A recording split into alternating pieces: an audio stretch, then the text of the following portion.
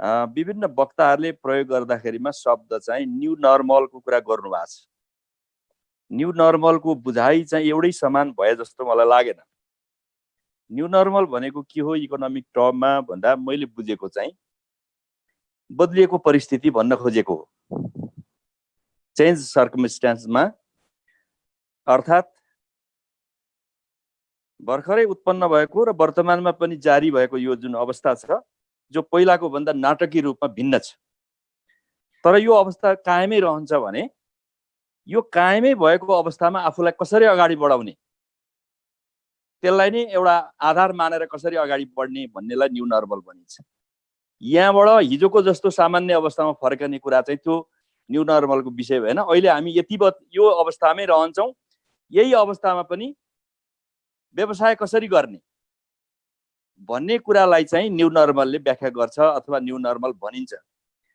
त्यस हुनाले हिजो मान्नुस् एकछिनको लागि व्यवसायीहरूले सामान्यतया उहाँहरूको internal rate of return profit चाहिँ 20% थियो, तर अहिले चाहिँ 5% भन्दा छैन भने यो 5% भित्र पनि बसेर व्यवसाय कसरी गर्ने, 20% नहुँदाखेरिमा व्यवसाय बन्द गरेर हिँड्ने कि 5% अहिले त्योभन्दा बढी हुनेवाला छैन, यो 5% भित्रै बसेर पनि आफ्नो व्यवसायलाई सफल अथवा चाहिँ कसरी जोगाउने र कसरी यसभित्र आफ्नो चाहिँ के भने स्मार्टनेस देखाउने भन्ने कुरा चाहिँ न्यू नर्मल हो।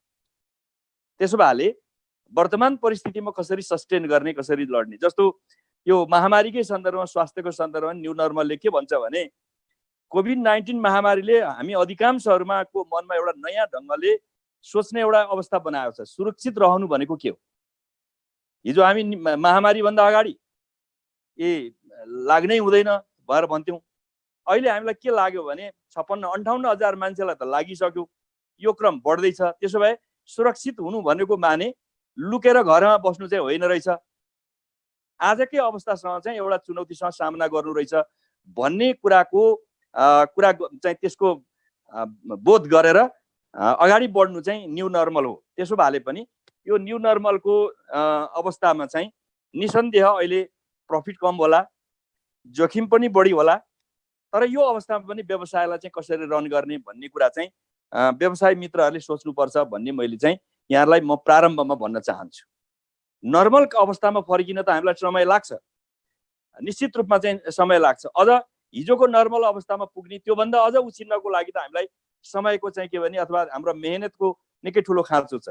त्यसको लागि हामी प्रयास गरौँला, तर अहिलेको क्राइसिसमा पनि व्यवसायलाई रन गर्ने, व्यवसायलाई अगाडि बढाउने, अहिले थोरै प्रफिट कम हुन्छ भने पनि, अहिले अवस्था कमजोर हुन्छ भने पनि, तर यसमा हामीले चाहिँ कसरी व्यवसायलाई चाहिँ सस्टेन गर्ने भन्ने कुरामा चाहिँ सोचेर अगाडि जाउँ भन्ने म चाहिँ यहाँहरूलाई राख्न चाहन्छु। पहिलो कुरा न्यू नर्मलसँग फाइट गर्ने अथवा त्योसँग आफूलाई कम्प्याटिबल बनाउने भने चाहिँ त्यो कुरा हो भन्ने मैले बुझेको छु। अब दोस्रो कुरा चाहिँ अहिले चाहिँ के गर्ने भन्ने कुरामा म चाहिँ जस्तो स्पेसिफिक हिसाबले के भन्न चाहन्छु भने हामीले दुईटा अभ्यास हेरौँ। एउटा अभ्यास चाइनामा लकडाउन भएर कम्प्लिटली लकडाउन गर्ने स्थिति भयो। अर्को हामीले पश्चिमी कतिपय मुलुकहरूमा, यही हामीले भारतमै पनि देख्छौँ, केही लकडाउन पनि छ, केही नियन्त्रण पनि छ, केही खुकुलो पनि छ। यो दुईटै अभ्यास, ती दुईटै अभ्यासहरूको अनुभवको आधारमा हामीले हाम्रो देशको पनि हामीले करिब 8-9 महिनाको यो अभ्यासमा के गर्ने वा के नगर्ने भन्ने कुराको खुट्याउनु पर्ने खाँचो छ। यो दोस्रो कुरा मलाई लागिरहेछ। खालि अन्तको हामीले किताब पढेर पनि भएन। यही 8-9 महिनाको बिचमा पनि हाम्रा कतिपय व्यवसायी क्षेत्रले, कतिपय उद्योगले, कतिपय व्यवसायीले व्यवसाय रन गर्नुभएको होला। यस अवधिमा पनि मजदुरहरूलाई चाहिँ काममा लगाउनु भएको होला, या काम लगाउँदाखेरिका आएका अप्ठ्याराहरू के छन्, या कोरोना संक्रमणको परिस्थिति के छ, त्यसबाट कतिपयले कसरी जोगाएका छन्, कसरी सुरक्षित भएका छन्।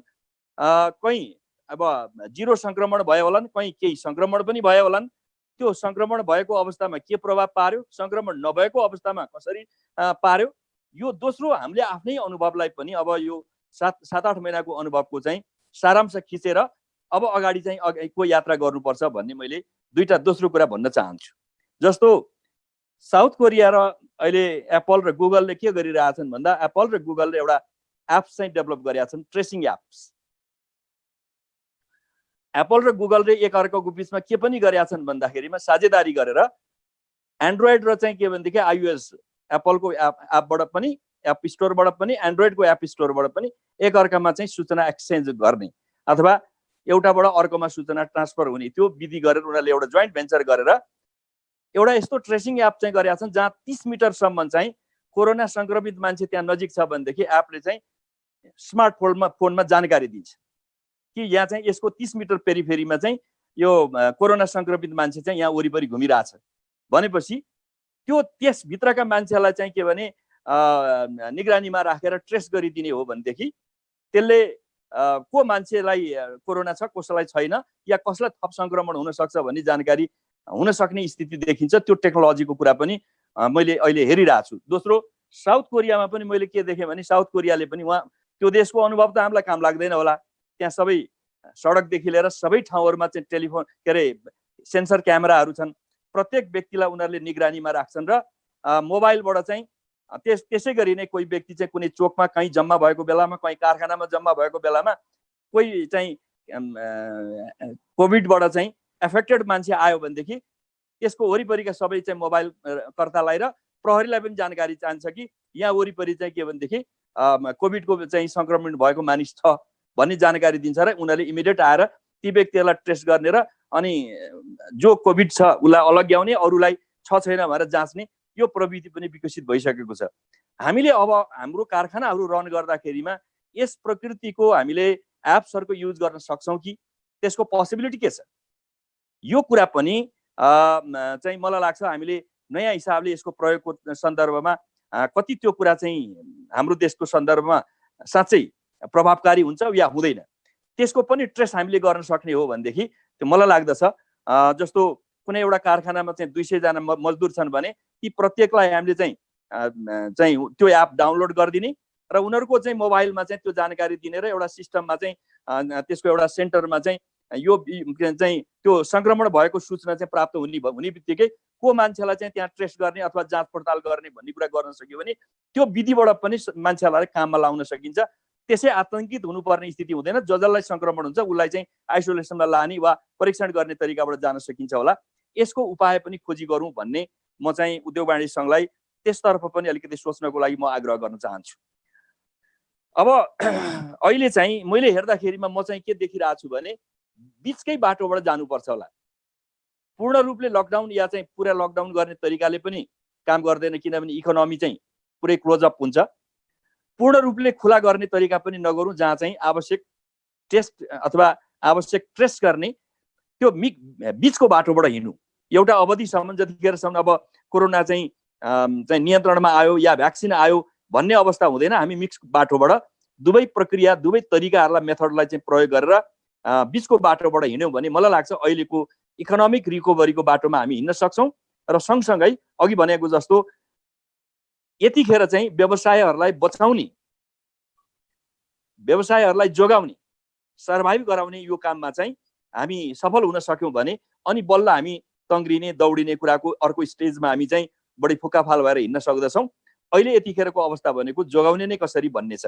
त्यो जोगाउने अवस्थामा चाहिँ सर्भाइभ गर्ने तरिकामा चाहिँ सरकारले पनि यसमा काम गर्नुपर्दछ र व्यवसायीले पनि काम गर्नुपर्छ। गर्ने कसरी होला भन्दा मलाई के लाग्दछ भने अघि त मैले केही टेक्नोलोजीको पनि प्रयोग गरौँ भन्ने मैले सल्लाह दिएको छु। त्यो कुनै धेरै खर्चिलो पनि छैन, गाह्रो कुरा पनि छैन। त्यसतर्फ चाहिँ उद्योग वाणिज्य सङ्घले अलिकति प्रयास गर्यो भने गर्न सक्छ। सरकारले पनि त्यसबारेमा केही कुराहरू चाहिँ व्यवस्था गर्ने बित्तिकै गर्न सक्छ भन्ने मलाई लाग्दछ। अब अर्को त्यसो भन्ने बित्तिकै अब कसैलाई संक्रमण भइहाल्यो, मानौँ कारखाना चलाउनको लागि एउटा निश्चित किसिमको विधि बनाएर हामीले कारखाना रन गर्ने या व्यवसाय रन गर्ने खालका कुराहरूमा चाहिँ बाटो खोल्यौँ भने त्यो खोलिरहँदाखेरिमा चाहिँ त्यहाँ संक्रमण भइहाल्यो भने मानौँ क्वारेन्टाइन अथवा आइसोलेसन हामीलाई आवश्यक पर्ने हो भने त्यो क्वारेन्टिन र आइसोलेसनको खर्च चाहिँ कसरी बेहोर्ने, त्यसको लागि एउटा मेकानिजम के बनाउन सकिन्छ होला भन्दा यसमा सरकार, सङ्घीय सरकार, व्यवसायी, स्वयं व्यवसायी प्लस स्थानीय सरकार र चाहिँ प्रदेश सरकारले एउटा फन्ड त्यसभित्र चाहिँ क्रिएट गर्ने र चाहिँ या त्यसको व्यवस्थापनको खास गरी स्थान वा सेन्टर त्यो खोज्ने कुरा, त्यसको व्यवस्थापन गर्ने कुरा स्थानीय सरकार या प्रदेश सरकारको बढी भूमिका होला। त्यसमा आवश्यक केही फन्डको पार्टिसिपेसन पनि उसको चाहिएला, केही चाहिँ के भने व्यवसायको पार्टिसिपेसन गरेर चाहिँ हामीले व्यवसायलाई चाहिँ रन गर्न सक्छौँ, त्यो बाटो खोज्नुपर्छ भन्ने मलाई लाग्दछ। अर्को त्यसो गरियो भनेदेखि व्यवसायीमा को चाहिँ काँधमा मात्रै बढी मार्का पनि पर्दैन। अघि मैले भने जस्तो यतिखेर प्रफिट कम होला, कतिपय मजदुरलाई चाहिँ काममा बिदा गर्नु पर्ला, थोरै मजदुरबाट धेरै काम गर्नु पर्ला, सिफ्ट वाइज काम गर्नु पर्ला, धेरै मान्छे राख्दा कोरोना संक्रमणको पनि डर होला, या कोरोना संक्रमण भइहाल्यो भने अर्को को मजदुरलाई डाक्ने, त्यसो हुँदाले सिफ्ट वाइज काम गर्नुपर्ने पनि होला, या थोरै मान्छेबाट अरू काम गर्नुपर्ने स्थिति भयो भनेदेखि त्यो कसैलाई संक्रमण भइहाल्यो भने संक्रमण भएकालाई चाहिँ संक्रमण चाहिँ क्वारेन्टिन र चाहिँ आइसोलेसनमा पठाइदिएर अर्को जो घर बसेको मजदुर छ उसलाई बोलाएर काममा लगाउन सक्ने त्यो परिस्थिति हामीले चाहिँ सिर्जना गर्यौँ भने मलाई लाग्छ व्यवसाय पनि रन गर्ने, अनि त्यहाँका मजदुरहरूको पनि न्यूनतम उनीहरूको काम भएपछि उनीहरूको रोजगारीको सुनिश्चितता पनि हुने, उनीहरूले मासिक पारिश्रमिक र अरू कुरा पनि हुने, उनीहरूको घर पनि रन गर्ने, त्यो खालको कुरा हुन सक्छ। यसरी जानुपर्छ होला भन्ने लाग्छ। अर्को चाहिँ चाडपर्व हामी नजिक किँदैछ, दसैँ आएको छ, तिहार आएको छ, छठ आएको छ, नेपालीहरूको एउटा मुख्य चाडहरू हाम्रो सम्मुखमा छन्। यी चाडपर्वहरूमा हामीले चाहिँ यी चाडपर्वहरू नमनाइ पनि हामी चाहिँ सुख छैन। र एउटा खतरा मैले के देखिरहेको छु भने यस बेला यो काठमाडौँ र विभिन्न सहर बजारबाट घर जाने मान्छेहरूको संख्या बढ्न सक्छ। त्यो स्थितिमा चाहिँ अहिले सहर बजारमा बढिरहेको संक्रमण चाहिँ वात्तै गाउँतिर चाहिँ संक्रमण फैलिने र अनि गाउँबाट फर्केर आउँदा फेरि सहरमा लिएर आउने यो जोखिम पनि छ। त यो जोखिमलाई ध्यानमा राखेर सरकारले के गर्न सक्छ होला भने जो व्यक्तिहरू चाहिँ यहाँ चाहिँ गाउँ जाने छन् ती जाने मानिसहरूको एउटा रेकर्ड हामीले चाहिँ राखेर उनीहरूलाई पठाउने र उनीहरूको टेस्टिङको कुरालाई बढी प्रायोरिटाइज गर्ने, बढी स्पेसिफिक गर्ने हो भने ऊ त्यहाँ जाने र या फर्केर आउने कुरालाई पनि हामी ध्यानमा दिन सक्छौँ र उनीहरूको निगरानी अथवा उनीहरूलाई चाहिँ परीक्षणको कुरामा सरकारले बढी ध्यान दिने। अब जेनरलाइज कुरा गरेर भन्दा पनि जो मान्छे जान्छन् ती मान्छेहरूको चाहिँ के भने टेस्टिङ गर्ने कुरालाई चाहिँ प्रायोरिटी दिने र गाउँमा जाँदाखेरिमा पनि उनीहरूले अवलम्बन गर्नुपर्ने सुरक्षाको तरिकाहरूको बारेमा चाहिँ नगरपालिका या अरू निकायहरूले इभेन चाहिँ भनौँ न एफएनसीसीआईका आफ्ना कामदारहरू बिदामा घर जान्छन् भने उनीहरूले गाउँमा जाँदाखेरिमा अवलम्बन गर्नुपर्ने डिस्टेन्सिङ र अरू सेक्युरिटीको अवलम्बन गर्नुपर्ने तरिकाहरू बताएर पठाउने काम गर्यो भनेदेखि त्यस अवधिबाट पनि हुन सक्ने जोखिमबाट चाहिँ हामी जोगाउन पनि सक्छौँ र हामी चाडपर्व मनाउन पनि सक्छौँ। अब यो चाडपर्वको सन्दर्भमा सरकारले केही गर्नै पर्ने मैले देखेको छु। त्यो कुरा के हो भने अहिले व्यवसायीको तर्फबाट आफ्नो ढङ्गले केही खर्च त गरेकै छ, कतिपय मानिसहरू के छ भने व्यवसायको चाहिँमा काम नगरेका फ्रिल्यान्सर मजदुरहरू बडो चाहिँ जटिल अवस्थामा चाहिँ विद्यमान के अरे रहेका छन्। अब उनीहरू चाहिँ सिधै कारखानाका कामदार नभए पनि कारखानाका सहायक कामदारको रूपमा चाहिँ क्रियाशील मान्छेहरू हुन्छन्। जस्तो कारखानामा चाहिने सामान चाहिँ भारी बोकेर खाने मान्छेहरू छन् भने र ती मान्छेहरूलाई हामीले रेगुलर तलब त कारखानाबाट पाउँदैनन्, तर उनीहरूले बोकेर चाहिँ कारखानामा चाहिँ चाहिने चाहिँ कतिपय सामानहरूको चाहिँ डेलिभरी गर्दछन् या त्यसमा सपोर्टिभ काम गर्दछन् भने ती मान्छेहरूलाई कारखाना राम्रोसँग रन नभएको अवस्थामा ती मान्छे भोकै पर्ने एउटा स्थिति छ। तिनीहरूलाई के गर्ने भन्दा ती र सहरमा रहेका गरिबहरूलाई कमसेकम दसैँको लागि 1 महिना हामी चाहिँ दसैँ खर्च दिन सक्छौँ कि सक्दैनौँ, दसैँ यसरी मान भएर केही हामीले राहतको चाहिँ केही सर्टेन प्याकेज चाहिँ सरकारले गर्न सक्नुपर्छ। त्यसो गरियो भनेदेखि कमसेकम पनि यो अहिले चाहिँ जुन अप्ठ्यारोमा परिरहेका मानिसहरू छन् तिनलाई कमसेकम पनि यसले एउटा थोरै भए पनि राहत र चाहिँ सन्तुष्टि प्रदान गर्न सक्छ। त्यसतर्फ पनि सरकारले काम गर्नुपर्दछ र व्यवसायीहरूले पनि यसबारेमा सोच्नु पर्दछ कि कसरी मजदुरहरूलाई हामीले यस बेला चाहिँ सस्टेन गर्ने हो, मजदुरहरूलाई कसरी हामीले जोगाउने हो। किन भन्दा तपाईँहरूले यी मजदुरहरू चाहिँ सधैँको लागि त तपाईँहरूले अहिले बिदा गर्नुभयो र उनीहरू घर गए भने अर्को चाहिँ एउटा अवधिपछि जब तपाईँहरूको यो कोरोना शान्त होला, अलि राम्ररी काम गर्ने परिस्थिति सिर्जना होला, त्यो बेला तपाईँहरूले चाहिँ अनुभवी मजदुरहरू तपाईँले प्राप्त गर्न सक्नु भएन भने फेरि तपाईँले नयाँ मजदुरलाई ट्रेनिङ गर्ने, त्यसलाई उनीहरूले प्रमोट गर्ने काममा चाहिँ टाइमलाई चाहिँ लाग्ने जुन स्थिति हुन्छ त्यसलाई जोगाउनु पनि तपाईँहरूको आजसम्म गरेका लगानी, तपाईँहरूकै तालिम र तपाईँहरूको प्रयासबाट चाहिँ उनीहरूको जुन चाहिँ स्किल डेभलप भएको छ ती मान्छेलाई सस्टेन गर्नु पनि व्यवसायीहरूको चाहिँ कर्तव्य पनि हो र आवश्यकता पनि हो, दुइटै हो। त्यो कुरालाई चाहिँ तपाईँहरूले पनि ध्यानमा राखेर व्यवसायीको के अरे मजदुरहरूको सन्तुष्टि अथवा मजदुरहरूको हितको पाटो पनि व्यवसायको हितको पाटो हो है। यदि मजदुर रहेनन् भने व्यवसाय भन्ने नै रहँदैन। यसको चाहिँ साहु र चाहिँ कामदारहरू भनेका चाहिँ एउटै सिक्काका दुईटा पाटा हुन् भन्ने कुरालाई बुझेर यो अवस्थामा उनीहरूलाई पनि हामीले सस्टेन गर्नुपर्छ। अघि तपाईँहरूले जुन न्यू नर्मलको कुरा गरिरहनु भएको छ, त्यो न्यू नर्मल चाहिँ व्यवसायको लागि पनि हो, त्यो न्यू नर्मल मजदुरको लागि पनि। ऊ पनि अहिले यतिखेर हिजोको जस्तो ओभरटाइम शुद्ध पाएर धेरै तलब खान्छु के गर्छु भन्ने अवस्था छैन। उसले पनि न्यूनतममा बाँच्नु पर्यो, व्यवसायीले पनि न्यूनतममा चाहिँ के भनेदेखि चल्नु पर्यो व्यवसाय। यो एउटा नयाँ अन्डरस्ट्यान्डिङ अहिलेको समयमा आवश्यक छ। त्यसतर्फ पनि तपाईँहरू काम गर्नुपर्छ भन्ने मलाई लाग्दछ। अब लास्टली म के भन्न चाहन्छु भने सरकारले यो वर्ष गर्ने खर्चमा मोर सेलेक्टिभली गर्नै पर्छ। किन गर्नुपर्छ भने पैसा त विभिन्न ठाउँमा हामीले 7.5 खरब चाहिँ यस वर्षको लागि चाहिँ पुँजीगत खर्च छुट्याएका छौँ। त्यसमध्ये 353 अरब सङ्घबाट छ, 150 अरब सङ्घ मार्फतै विभिन्न यो वित्तीय व्यवस्थापन अन्तर्गत कर्पोरेसनहरूबाट खर्च गर्ने पैसा छ। झन्डै 300 अरब रुपियाँ प्रदेश र स्थानीय सरकारलाई पठाएको छ। त्यसमध्ये आधा पैसा कमसेकम पनि पुँजीगत खर्च होला भनेर हामीले अनुमान गरौँ। त्यसो गर्दाखेरिमा झन्डै 7.5 अरब रुपियाँ जो खरब रुपियाँ हाम्रो खर्च हुनेवाला छ, त्यो सबै खर्च हुन्छ कि हुँदैन? यदि निर्माणको काम चाहिँ गतिशीलताका साथ भएन, मजदुर के अरे कर्मचारीहरूले चाहिँ अफिस आउन सक्ने स्थिति भएन र काम गर्ने स्थिति भएन भने त सबै काम त बजेट छुट्याएको पैसा खर्च हुँदैन। त्यसो भए कति चाहिँ कुन चाहिँ क्षेत्र चाहिँ गर्नै पर्छ र कुन क्षेत्रमा चाहिँ तलमाथि हुन नदिने, त्यसमा सेलेक्टिभ कसरी हुने हो, यो कुरामा सरकारले चाहिँ सरकार र त्यहाँको मन्त्रालयहरू, त्यहाँका चाहिँ विभाग र चाहिँ सर्टेन कार्यालयहरूलाई बढी त्यसमा चाहिँ केन्द्रित गरेर जानुपर्छ। स्थानीय तहमा चाहिँ प्राविधिक तर्फका कर्मचारी अरू कर्मचारी अभाव हुन नदिने सुनिश्चितता गर्नुपर्छ यस वर्ष। प्रदेशमा पनि त्यो कर्मचारी अभाव हुन नसक्ने स्थिति सुनिश्चित गर्नुपर्छ। कर्मचारी सधैँ पुर्याउनुपर्छ भन्ने कुरालाई ध्यानमा राखेर काम गरियो भनेदेखि डे 1 देखि नै अहिलेदेखि नै यसको प्रयास चाहिँ जारी गर्ने हो भनेदेखि हाम्रो पुँजीगत खर्च अगाडि जान सक्छ। त्यो पुँजीगत खर्चले पनि निजी क्षेत्रलाई के गर्छ भने त्यो ती क्षेत्रहरूमा चाहिँ निजी क्षेत्र सक्रिय हुन सक्ने भएको हुनाले, किनभने सरकारले गरेको खर्चको सबैजसो पार्टको पैसा त निजी क्षेत्र मार्फत नै मजदुर र अरू क्षेत्रमा जान्छ या मेसिनरी किन्नमा खर्च हुन्छ। त्यस हुनाले त्यसतर्फ चाहिँ के भने निजी क्षेत्रलाई चाहिँ सपोर्ट पुर्याउने काम चाहिँ सरकारले गर्नुपर्छ।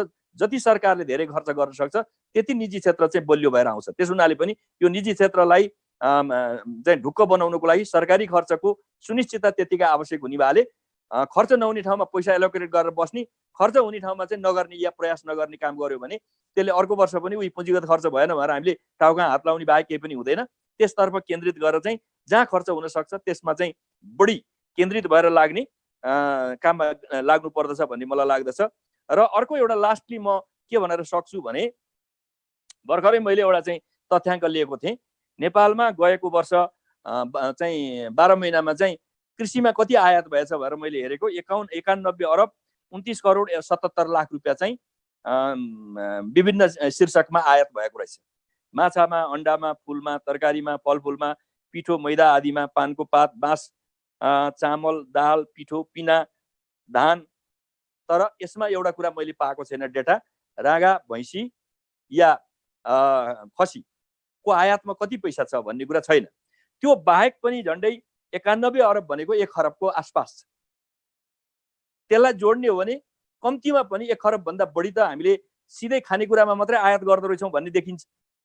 यो चाहिँ कुरालाई ध्यानमा राखेर हाम्रो यो निजी क्षेत्र यसलाई मेकअप गर्नको लागि निजी क्षेत्रको पहल के हुन सक्छ?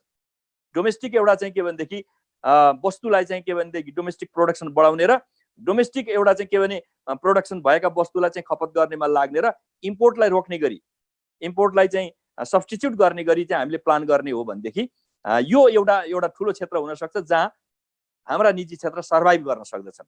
किनभने यसमा यो मैले यसमध्ये पनि मैले यो डेटालाई मैले हेरेको, यसको 8 महिनाको डेटामा के थियो भने 8 महिनाको डेटामा कति पैसा आयात भएको थियो भन्दा 45 अरबको चाहिँ 8 महिनामा चाहिँ पोहोर साल असारदेखिको 8 महिनाको डेटा चाहिँ 45 अरबको आयात थियो। केवल 4 महिनामा पछिल्लो जो कोभिड भएको बेलामा, कोभिडको चरम महामारीको बेलामा पनि नेपालको आयात कति रहेछ यो एग्रिकल्चर सेक्टरमा भन्दाखेरिमा 46 अरब भन्दा बढी रहेछ। त्यसबाट के देखिन्छ भने अझ झन् नर्मल स्थिति आउने हो भने त हाम्रो चाहिँ के भनेदेखि यो आयात अरू बढ्नेछ। किनभने मान्छेहरू चाहिँ अहिले त कतिपय मान्छे सहर बजारमा किनेर खाने मान्छे गाउँ गए होलान्। अझ नर्मल स्थिति हो भने त योभन्दा बढी चाहिँ हाम्रो चाहिँ खाद्यान्नमै आयात हुने देखिन्छ। त्यस हुनाले पनि यो क्षेत्रलाई पनि एउटा हाम्रो व्यवसायको एउटा मेजर एउटा केन्द्रबिन्दु हुन सक्ने देखिन्छ। त्यो पक्षलाई पनि ध्यानमा राखेर तपाईँहरूको व्यावसायिक योजना यहाँहरूले निर्माण गर्न सक्नुभयो र अहिले धेरै मुनाफा होइन, अहिले कमसेकम पनि व्यवसाय जोगाउने, व्यवसाय बचाउने र मजदुरलाई पनि व्यवसायभित्र मैले दुईटै पक्ष भने साहु त्यसका चाहिँ लगानीकर्ता पनि बाँच्नु पर्यो, त्यसभित्र काम गर्ने कामदार पनि बाँच्नु पर्यो र यो दुईटाको बिचको चाहिँ एउटा सन्तुलन, एउटा चाहिँ इक्विलिब्रियम एउटा चाहिँ हामीले क्रिएट गर्न सक्ने र त्यस बेला यति बेला चाहिँ हामीले हिजोको जस्तो अपेक्षा होइन, आजकै मनस्थिति बनाएर आज हामी सस्टेन गर्नुपर्छ र सँगसँगै हामी यसबाट चाहिँ के भनेदेखि उन्मुक्ति लिएर अगाडि दौडिन सक्ने ढङ्गले आफूलाई जोगाउनु पर्छ अथवा आफूलाई तयार गर्नुपर्दछ भन्ने हिसाबले लाग्न सकियो भनेदेखि मलाई लाग्दछ हामी फेरि नर्मल कन्डिसनमा फर्किन सक्नेछौँ। त्यो कुरालाई ध्यानमा राखेर सधैँ यस्तै हुँदैन, फेरि एउटा उछाल, एउटा छलाङ आउनेछ, फेरि एउटा ठुलो एउटा चाहिँ के भने चाहिँ एउटा ज्वार आउनेछ। अहिले त भाटा जस्तो पछाडि पानी फर्किरहेछ। अब केही समयपछि यो कोरोनाको एउटा चाहिँ अन्त सँगसँगै एउटा नयाँ ज्वार आउनेछ। त्यो नयाँ ज्वारलाई चाहिँ क्याचअप गर्ने गरी त्यसलाई समातेर आफ्नो मुठीमा राखेर फेरि हामीले चाहिँ प्रफिट लिने, आफ्नो चाहिँ व्यवसायलाई चाहिँ माथि उठाउने त्यो सङ्कल्पका साथ चाहिँ अहिलेको चाहिँ निजी क्षेत्र चाहिँ सक्रिय हुनुपर्छ। यसमा सरकारको भूमिका निकै नै महत्त्वपूर्ण हुन्छ। म एकदम एग्री गर्छु कि हाम्रो अहिलेसम्मको सबैभन्दा ठुलो प्रब्लम भनेको हाम्रो ब्युरोक्रेसीको रिफर्म एकदमै जोखिमयुक्त छ, समस्यामूलक छ। ब्युरोक्रेसीले आफूलाई समयअनुसारको अगाडि बढाउन सकेका छैन। तर म उहाँहरूलाई भन्दा पनि दोष कसलाई दिन्छु भन्दा राजनीतिक क्षेत्र जसले सबैलाई लिड गर्नुपर्ने हो, राजनीतिक क्षेत्र एडभान्स नभएसम्म अरू कुनै पनि क्षेत्र एडभान्स हुन सक्दैनन्। राजनीतिक क्षेत्रले नै अगुवाको भूमिका खेल्न सक्यो भने व्यवसायीलाई पनि, ब्युरोक्रेसीलाई पनि, अरू विभिन्न क्षेत्रलाई पनि या बजारलाई पनि, जनतालाई पनि त्यस दिशामा चाहिँ डोर्याउन सकिन्छ।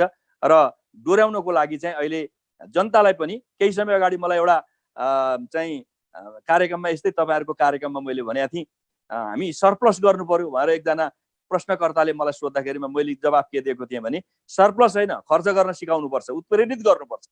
यदि हाम्रो हातमा आएको पैसा हामीले चाहिँ खर्च गर्न हामीले उपभोक्तालाई चाहिँ प्रेरित गर्यौँ, अनावश्यक कुरा नगरौँला, तर खर्च गर्न प्रेरित गर्यौँ भनेदेखि त्यसले के गर्छ भने त्यो खर्चले बजारमा त्यो पैसा जान्छ, व्यवसायीहरूले त्यो पैसा चाहिँ लगानीमा चाहिँ रूपान्तरित गर्छन्, त्यो लगानीले रोजगारी पनि बढ्छ र व्यवसायको चाहिँ बढोत्तरी पनि हुन्छ। अहिले हाम्रो कन्जम्सनको चाहिँ प्र्याक्टिस, खास गरी उपभोगको संस्कृतिलाई पनि बढाउनु आवश्यक छ। त्यो उपभोगको संस्कृति बेगर हाम्रो चाहिँ बजार, हाम्रो चाहिँ इकोनोमी चाहिँ विस्तार हुन सक्दैन। यो काममा चाहिँ सरकारले पनि गर्नुपर्दछ। मैले चाहिँ केही समय अगाडि सरकारलाई एउटा सुझाव पनि दिएको थिएँ, तर त्यो भएको छैन, अझै पनि गर्नुपर्छ भन्नेमा छु। जस्तो नेपाल सरकारका कर्मचारीदेखि लिएर इभेन प्राइभेट सेक्टरलाई पनि तपाईँले यदि प्राइभेट सेक्टरका कर्मचारीलाई 1 महिनाको तलब दिएर तपाईँको कामदारलाई चाहिँ, कर्मचारीलाई चाहिँ यसपालि घुम्न जानुस्, होटलहरूमा, रेस्टुरेन्टहरूमा नेपालकैमा तपाईँहरू गएर बसेकै हुनुपर्छ, त्यो भयो भने तपाईँलाई पेमेन्ट गर्छौँ। त्यसो गर्नुभयो भनेदेखि होटल र के अरे विभिन्न व्यवसायीहरूलाई म 1%, 2% म ट्याक्समा चाहिँ के भनेदेखि सहुलियत दिन्छु, ट्याक्स घटाइदिन्छु भन्ने एउटा चाहिँ के भनेदेखि इन्सेन्टिभ दिने हो भनेदेखि ती व्यक्तिहरू चाहिँ घुम्न जाने हो भने हाम्रो यो डोमेस्टिक एउटा चाहिँ होटल रेस्टुरेन्टहरू चाहिँ सस्टेन गर्न सक्छ। सरकारले पनि 1 महिनाको तलब दिएर चाहिँ कर्मचारीलाई पठाइदियो भनेदेखि ती मान्छेहरू गएर चाहिँ होटलमा बस्यो भनेदेखि स्वाभाविक रूपमा हाम्रो चाहिँ होटलहरू चाहिँ कमसेकम सर्भाइभ हुने स्थिति हामीले सिर्जना गर्न सक्यौँ भने भविष्यका दिनहरूमा चाहिँ उनीहरूले चाहिँ आफूलाई जोगाएर नयाँ परिस्थितिको लागि तयार गर्न सक्छन्। त्यो मोडलमा जानुपर्दछ। यिनै कुराहरू भनेर म तपाईँहरूसँग अहिले बिदा हुन चाहन्छु। धन्यवाद, नमस्कार। टाइम